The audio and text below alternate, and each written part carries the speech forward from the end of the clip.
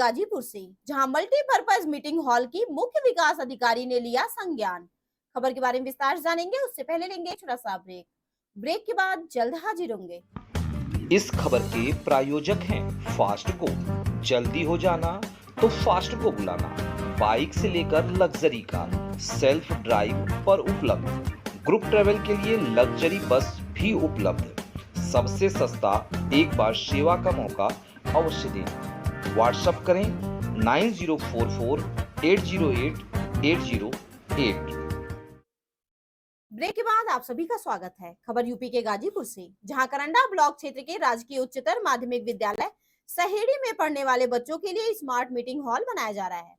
उसमें लगने वाले मटेरियल घटिया किस्म की लगाई जा रही थी। इसकी सूचना पत्रकारों को मिलने पर मौके पर पहुंचकर देखा गया कि पिलर में लगने वाले मटेरियल जैसे कि गिट्टी को खराब बताया गया, जो सफेद रंग की थी। वही मौके पर मौजूद काम करा रहे व्यक्ति से बात की गई तो उन्होंने बताया कि यह सफेद गिट्टी जो लग रही है ड्राइवर ने गलती से गिरा दिया है, इसलिए हम लोग प्रयोग कर रहे हैं।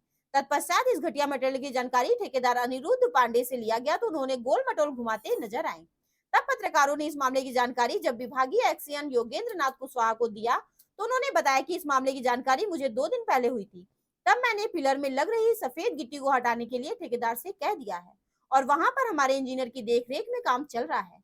जबकि वहीं पत्रकारों द्वारा कंस्ट्रक्शन साइट से खराब मटेरियल का वीडियो फोटो भेजा गया तो एक्सीएन साहब द्वारा काम रोकने एवं खराब गिट्टी को हटाने के लिए ठेकेदार को निर्देश दिया गया, लेकिन ठेकेदार द्वारा खराब गिट्टी को कुछ ही दूरी पर रखकर उसमें से काम चला रहे थे।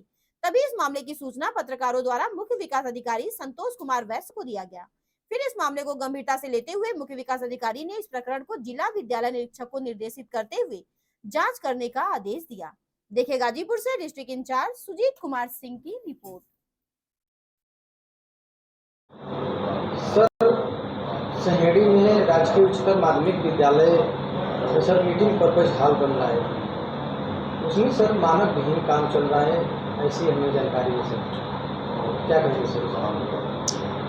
अब ये जानकारी आप ही लोगों के द्वारा दी गई है। जो गिट्टी वहाँ पे इस्तेमाल हो रही है, आपने बताया कि अधो मानक का है।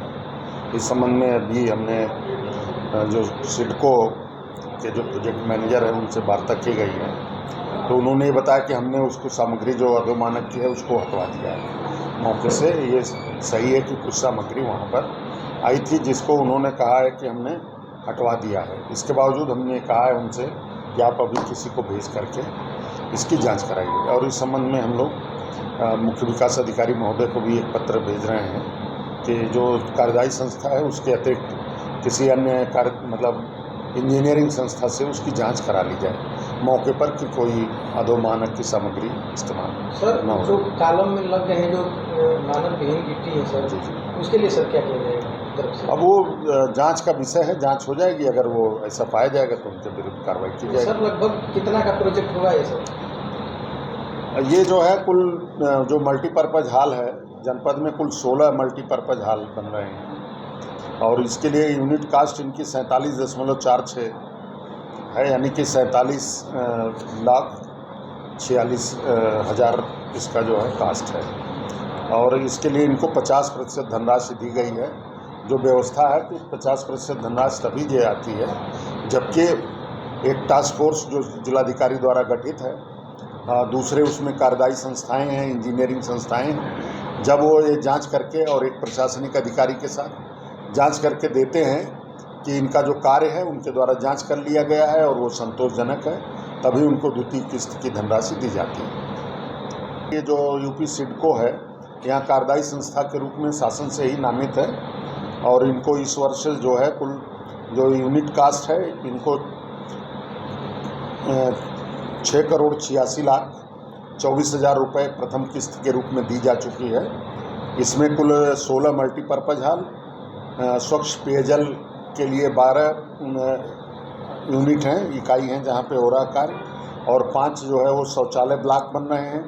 अतिरिक्त कक्ष कुल 3 जगह हैं, और भौतिक रसायन विज्ञान की प्रयोगशाला और जीव विज्ञान प्रयोगशाला है, और पुस्तकालय है 6 जो है कुल मिला। सर मौके पर देखा गया कि जो काम चल रहा था सर इंजीनियर के देख रेख में होना चाहिए, लेकिन ऐसा कुछ नहीं था, वहाँ पर इंजीनियर मौजूद नहीं थे सर, और काम चल रहा था। नहीं, वो कार्यदायी संस्था की जिम्मेदारी है कि वो अपने समय समय पर उसका इंस्पेक्शन कराते रहते हैं मौके पर। अब मुझे इसका आइडिया नहीं है कि परमानेंट वहाँ कोई ऐसा मतलब उनका इंजीनियर अपने देख रेख में काम कराता है, ऐसा नहीं है।